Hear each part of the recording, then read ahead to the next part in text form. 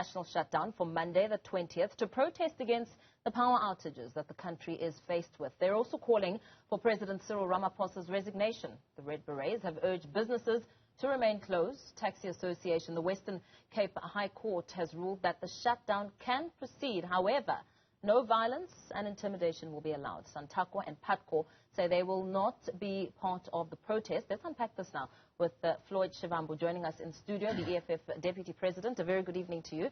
Thank you so much for joining us. No, thank you very much for having us today. We've just heard the Commander-in-Chief saying that as far as you're concerned, nobody can stop you. No judge, no president, nobody can stop you. But this evening, just a short while ago, we heard the Nat joints giving the media some feedback, the public some feedback, to say, they're saying that to say there will be a national shutdown is misleading because everything from businesses to services will be fully functional and operational. So with that, how are we categorizing this? Is it still a national shutdown? Is it just a protest? What is it? No, look, I think one is that the Commander-in-Chief gave a very clear message when he was addressing the ground forces of the EFF just now in Soweto. So all branches of the EFF, more than 90% of them, were in attendance to then get a clear command in terms of what is going to happen on Monday, the 20th of March. We're going to have a national shutdown on the 20th of March, irrespective of what the net joints and whoever is saying, irrespective of what Bheki Cele is saying. A lot of businesses, huge businesses, have already made announcements to their employees that Monday, the 20th of March, there's not going to be work because there's a national shutdown to demand the resignation of Cyril Ramaphosa and for the return of electricity. A lot of businesses, small businesses in particular, have been the ones who have been saying that you as political leaders, you seem to be united in doing nothing about the crisis of electricity. This is not a minor issue. It's a major issue that is confronting society, that is worsening the levels of unemployment, is worsening the levels of poverty. It is threatening water supply. There is water shedding in many parts of South Africa which used to have reliable water supply because a lot of water systems need electricity as well. It is threatening food security in South Africa because irrigation system will require electricity in some instances. Abattoirs will need electricity. Refrigerators, which are massive, will need electricity to be dependable. So we've got a crisis government that is now the one that must be removed. And the personification of that particular government is Cyril Ramaphosa because the Constitution gives him all the power to assemble people who must provide dependable and reliable electricity to all South Africans, who must make sure that there's no levels of unemployment at the crisis levels that they are at now, who must make sure that there's no poverty at the levels that is at now. Everything else that is happening under Ramaphosa is just crisis-ridden. The economy is shrinking, and we cannot fold our arms and do nothing. Because our people have been saying to us that it looks like we are just saying, let's go on and pretend as if nothing is happening. That is why we're calling for Mr. Cyril Ramaphosa to step down as soon as yesterday, but we're giving him until Monday that he must resign as a head of state and president of South Africa so that we can reconstitute government and have people who are going to listen to the people and listen to superior alternatives as to what do we do differently, because what he has been doing now is absolute rubbish. We've heard Malema say that there will be a protest in Cape Town, whether they like it or not. And of course, the court matter is something to not be ignored.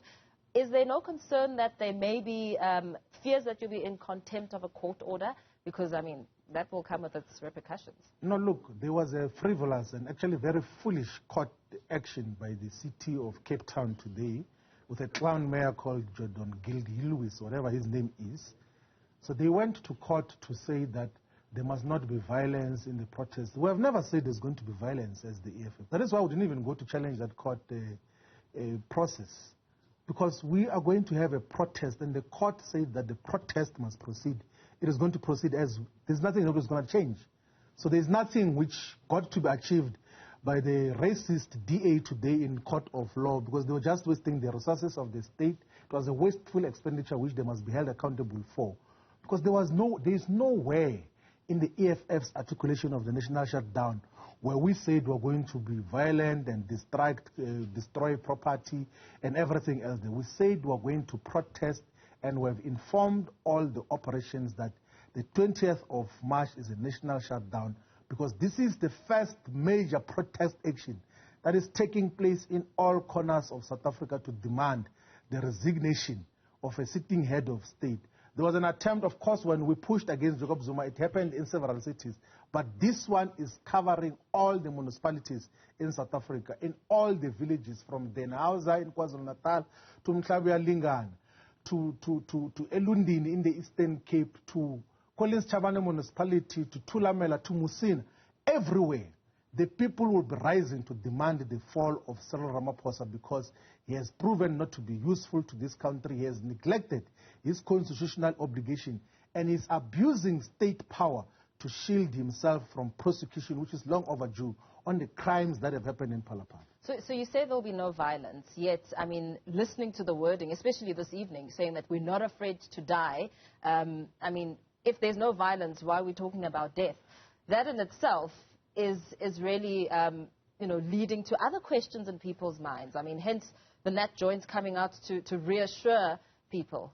We also heard Nat Joints saying that social media is being used as a tool to mobilize. No, look, the reason why we are saying that we're not afraid to die is because we know that we're living under a murderous regime of the ANC, which killed Andres Tatane in a protest line, was protesting for service delivery in Figsburg, and he was killed by the state. We're talking about a murderous state which killed innocent workers in Marikana. We're talking about a state which every time responds through violence to legitimate protest action. The reason why we're saying we're not going to retreat, we're never going to surrender, is because we know that they're trying to intimidate us. That is why they call that useless security cluster meeting, which cannot bring peace and safety for majority of South Africans. They call that useless meeting to try to intimidate us, and called police. We have been struggling to contain crime in South Africa. We have got more than 25,000 murder cases in South Africa. It's more than in many war zones in the entire world.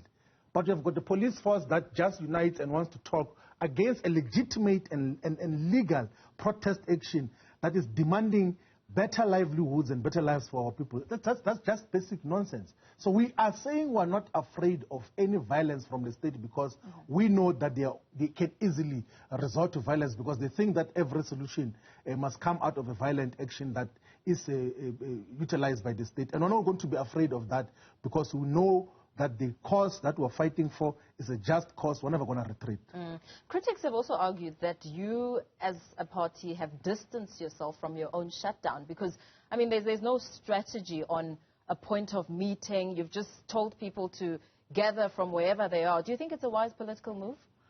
No, look, we have not distanced ourselves from the national shutdown. The national shutdown is called for by the leadership of the EFF, out of the collective resolution of a plenum which is constituted by all structures of the organization. And it is a national shutdown. It is not just narrowly an EFF national shutdown. It's a national shutdown because many organizations, political organizations, who will be contesting for votes against us have joined into this action. Many community-based organizations, religious formations, the South African Federation of Trade Unions, under the capable leadership of Zelinzi Mavavi, has joined this action as well, because they acknowledge the legitimacy and the sense that we are saying that we need to demand the return of electricity.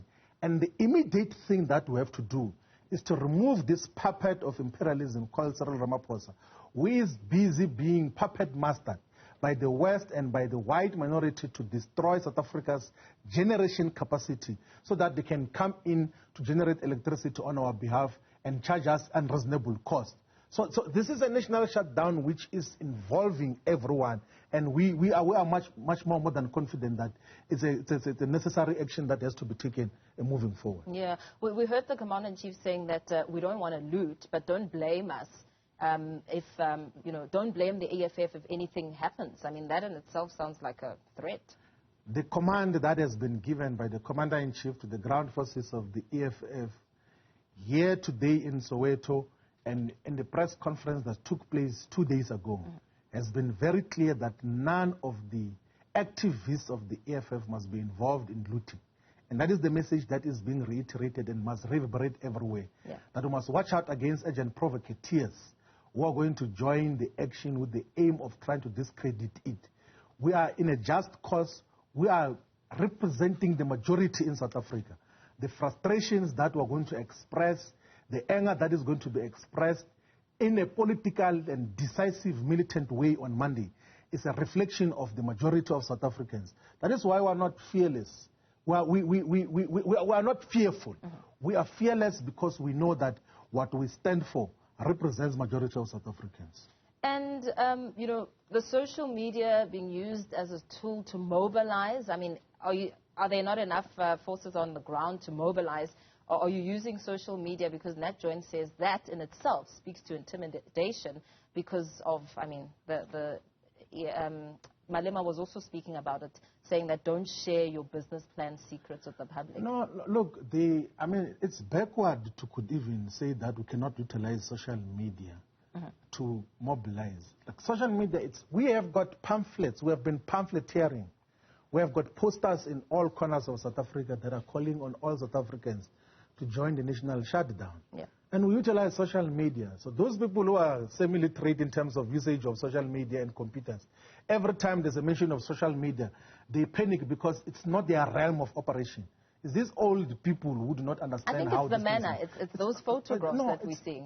There's nothing that has been inconsistent with what we have printed and distributed in society. So the posters that were circulating via social media is primarily the posters that are distributed physically everywhere and are put up in all the polls. Even with tires wrapped around your neck. No, look, the tires issue is a separate issue. The Commander-in-Chief has communicated clearly. The ground forces of the EFF have heard him as to how he articulated that the issue of tires and any other necessary measure that will be dealt with must be handled. It's not an issue of social media. Most social media were communicating. If you go to the official handles of the EFF, you will see that the messaging has been very consistent. So just veering off slightly, the EFF turning 10 years in July. How are those anniversary preparations going? And also looking at the ambitious target that you set of 1 million active membership. How is that looking, especially leading up to 2024? Look, we have already reached the 1 million membership target by November 2022. These are the activists who are going to be coming out on the streets on the 20th of March. We are now already have begun with the process of preparing for all the programs and activities that are going to celebrate the 10th anniversary of the EFF. We had a media launch of the activities that will include an official commemoration in Marikana where the EFF was publicly launched in 2013. And then we're going to culminate in a festival of the poor, which is going to take place in FNB Stadium on the 29th of July 2023, which will be marking the 10th year existence of the EFF, but also to celebrate that here is a movement that has been a vehicle, that has been a weapon in the hands of our people. Our people had no defense mechanism against white supremacy, had no defense mechanisms against exploitation, against oppression, against an incompetent and mostly arrogant ANC government. Now we've got the EFF, which is an instrument to fight against all these manifestations that have been happening before its formation.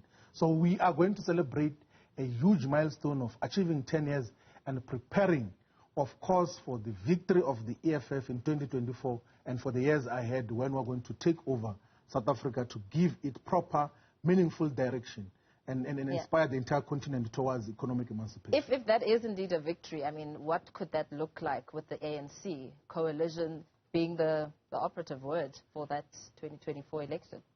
Look, we're not expecting the ANC to exist beyond 2024. You know how they operate, that once they are defeated in electoral politics, they dwindle into insignificance. They become nothing.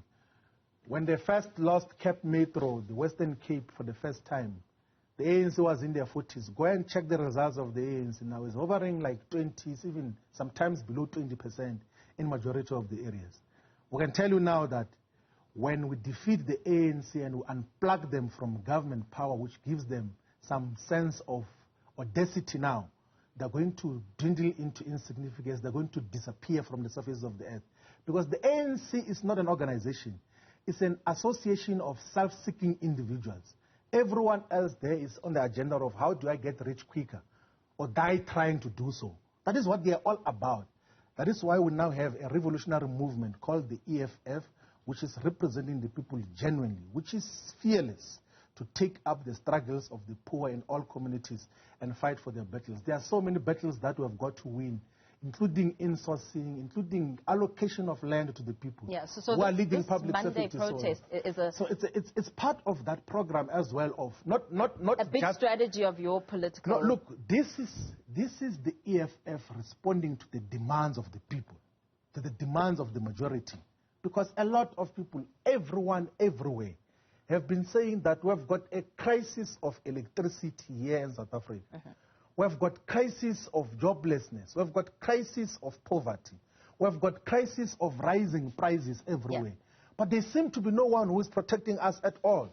Then here is a voice that represents the people genuinely, which represents the majority, is saying that let us, all of us, come in our numbers on the 20th of March to say enough is enough, because if we do not do so, the next generation will say that, but when Zuma was there, you protested, you even had the concoction of all sorts of characters and forces to protest against Zuma. But this one, who is in office now, has put us in much more difficult conditions than even Zuma did.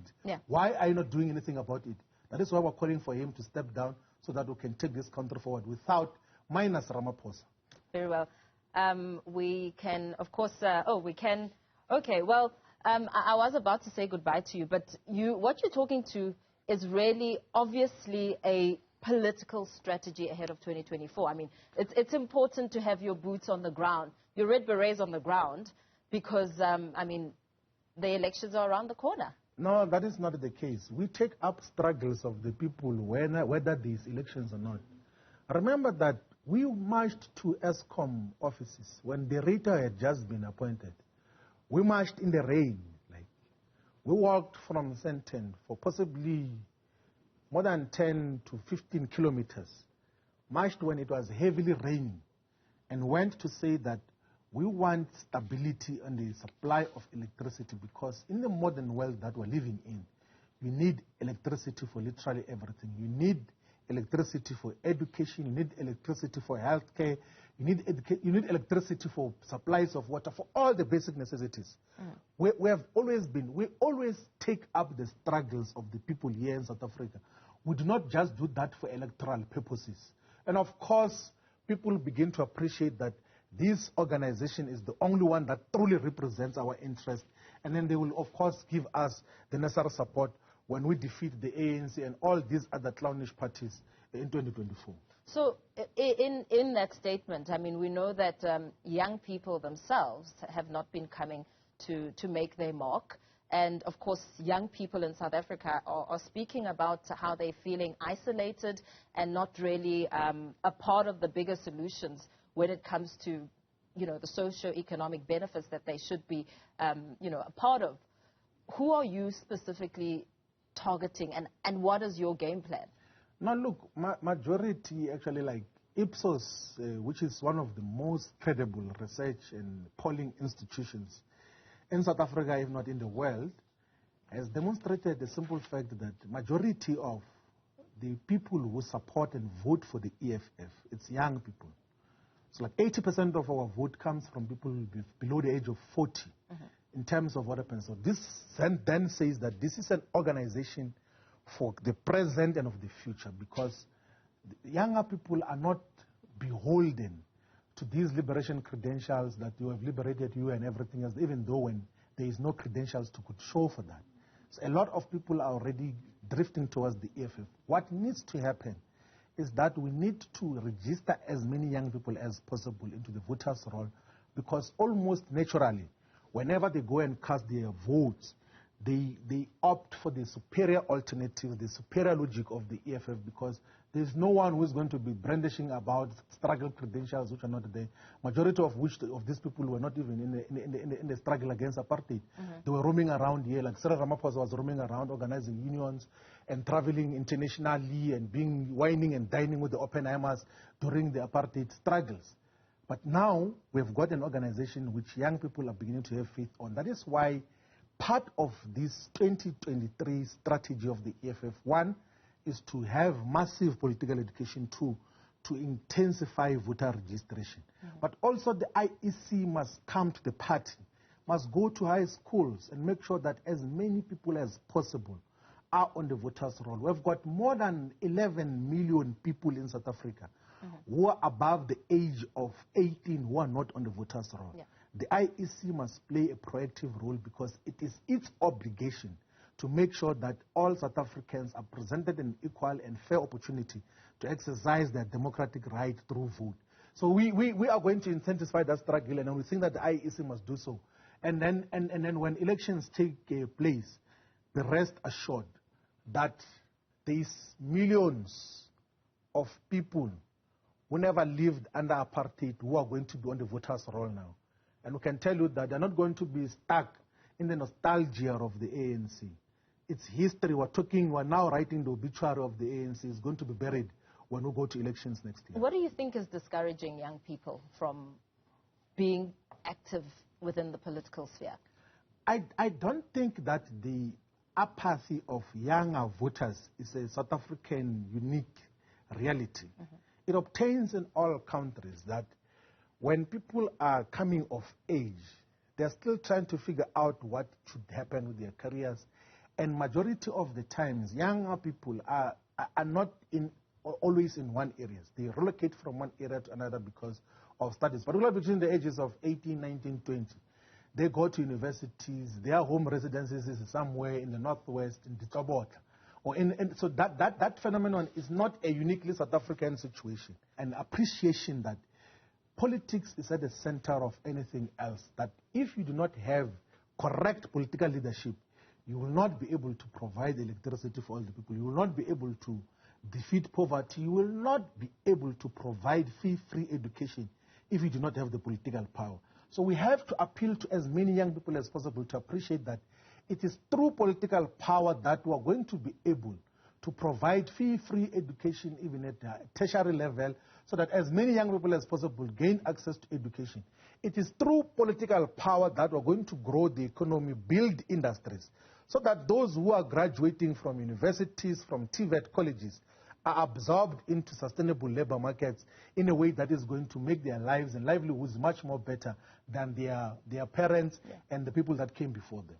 And very quickly before we let you go, I mean, any fears, concerns ahead of the national shutdown? I mean, the pressure's building, and of course, police will be out in full force. The SANDF will also be in standby to help the SAPS. Look, we are not fearful of anything. We are not fearful of anything. The protest is going ahead. The national shutdown is going ahead as planned on the 20th of March 2023. And we're calling on all people of South Africa who care about the future of this country to come out in their numbers to support the national shutdown. What if they don't come out in their numbers? What will happen then? Look, because you don't have one set. People are just doing their own thing. We are rest assured that majority of the people that we have spoken to are saying that this is long overdue. You should have done this long time ago. Remember that there was calls even on social media that we must have a national shutdown, but a lot of people that we've spoken to in the townships, in the informal settlements, in villages, in cities, in institutions of higher learning, a lot of people are saying that this is long overdue. We should have done it as soon as yesterday. So now we're saying the 20th of March is the D-Day. For Ramaphosa, he must step down and let us add to the voices that we stood up against an incompetent, useless, and corrupt president who is destroying this nation. Yeah, because Ramaphosa says the only way of getting him out is through a vote, not an attempt to overthrow the government. No, look, that is a very narrow interpretation and understanding of democracy. To think that you can just vote and then you fold your arms until next elections. That is not how democracy works. Democracy doesn't work like that. In a democratic system, there are several mechanisms that you use to hold the sitting head of state accountable, including motions of no confidence in parliament, parliamentary questions, engagements, protests, everything else. But this is just but one of the mechanisms. We have exhausted everything. First, we try to appeal, to use conscience and logic to say that what you are doing with trying to distance South Africa from utilizing coal as a base load for energy is going to destroy our country. He never listened. Yeah. We protested. We did everything. We went to court to try to hold him accountable. And he has not been coming to the party. This is the most effective mechanism now that we have to use to hold Mr. Ramaphosa accountable. And protest in South Africa historically and currently has played a very significant role. Yeah. We are where we are now because of the women who marched against the past laws in the 1950s, against young people who rose, against apartheid in 1976 this way. Okay. And we're here because of protest.